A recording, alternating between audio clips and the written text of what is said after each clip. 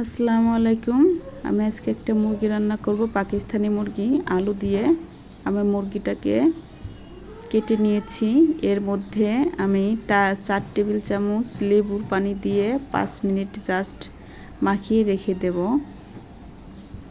পাকিস্তানি মুরগির যে একটা গন্ধ, আমার কাছে পাকিস্তানি মুরগি গন্ধ লাগে, তাই আমি লেবু দিয়ে কিছুক্ষণ ভিজিয়ে রাখি, মানে মাখিয়ে রাখি। এখানে আমি সবগুলো মশলা একসাথে মিশিয়ে নেব। এখানে আমি 1 টেবিল চামচ আদা বাটা, 1 টেবিল চামচ জিরা বাটা, 1 টেবিল চামচ রসুন বাটা, 1 টেবিল চামচ শুকনো লঙ্কা বাটা, 1 টেবিল চামচ হলুদের গুঁড়া, 1 টেবিল চামচ ধনিয়ার গুঁড়া। এখানে আমি একটু ঝাল বেশি দিয়েছি, আমি একটু ঝাল বেশি খাই, তাই আপনারা আপনাদের স্বাদ মতো দিন। আমি এখানে শুকনো লঙ্কা গুঁড়োটাও দিয়েছি। এখানে আমি লবণ দিয়েছি আমার স্বাদ মতো, দিয়ে আমি একটু পানি দিয়ে সবগুলো মশলা একসাথে মিশিয়ে নেব। আমার সবগুলো মশলা একসাথে মেশানো হয়ে গিয়েছে। এখন আমি সাইডে রেখে দেব। এখানে আমি 3টা আলু স্লাইস করে কেটে নিয়েছি। এখানে আমি পেঁয়াজ এবং কিছু কাঁচা লঙ্কা কেটে নিয়েছি। আমি যে মাংসটাকে লেবু দিয়ে মাখিয়ে রেখেছিলাম, সেই মাংসটা এখন আমি সুন্দর করে ভালো করে পরিষ্কার করে নেব। আমি মাংসটা আগে ধুয়েছিলাম না, এখন আমি লেবু দেওয়ার পরে এখন আমি ধুচ্ছি। ভালো করে আমার মাংসটা ধোয়া হয়ে গেছে, দেখেন।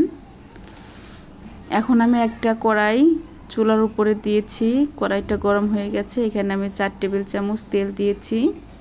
তেলটা গরম হয়ে গেলে এখানে আমি পেঁয়াজ এবং কাঁচা লঙ্কাটা একসাথে দিয়ে দেব। একসাথে দিয়ে আমি যে পেঁয়াজ এবং কাঁচা লঙ্কাটা যতক্ষণ বাদামি কালার না হয় ততক্ষণ আমি পেঁয়াজ এবং লঙ্কাটা ভালো করে নেড়ে চেড়ে নেব। দেখেন আমার পেঁয়াজটা ভালো করে নাড়া হয়ে গেছে। এখানে আমি একটু পানি অ্যাড করেছি, কারণ যাতে মশলাটা পুড়ে না যায়। আমি যে মশলাটা একসাথে মিশিয়ে রেখেছিলাম সেই মশলাটা দিয়ে দিলাম। মশলাটা এখন আমি ভালো করে সুন্দর করে কষিয়ে নেব যতক্ষণ মশলার থেকে তেল বের না হয়। দেখেন মশলাটা ভালো করে আমি কষিয়ে নিয়েছি। মশলাটা দেখেন কত সুন্দর একটা কালার এসেছে। দেখেন আমি এখন মাংসটা দিয়ে দেব। আমি মাংসটার মধ্যে আলুগুলো একসাথে দিয়ে দেব। আলুগুলো একসাথে দিয়ে সুন্দর করে ভালো করে কষিয়ে নেব। এখানে আমি ঢেকে কিছুক্ষণ রেখে দেব, জাস্ট 5 মিনিট। অল্প একটু পানি দিয়ে আমি কিছুক্ষণ রেখে দিয়েছি। এখানে আমি দেখেন কিছু পানি দিয়ে আমি অফ ক্যামেরাতে নেড়েছিলাম। এই দেখেন তেল বের হয়েছে, কত সুন্দর মশলা দিয়ে আমি নেড়েছি। দেখেন কি সুন্দর একটা কালার এসেছে। যতক্ষণ মশলাটা ভালো করে কষানো না হয়, মাংসটা দেখেন মাংসটা থেকে একটা তেল বেরিয়ে এসেছে। এখন আমি পানি অ্যাড করব।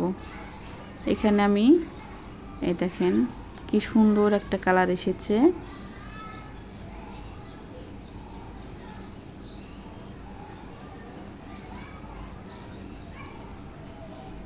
এখন পানি দেওয়ার পর আমি 10 মিনিট ঢেকে রাখবো।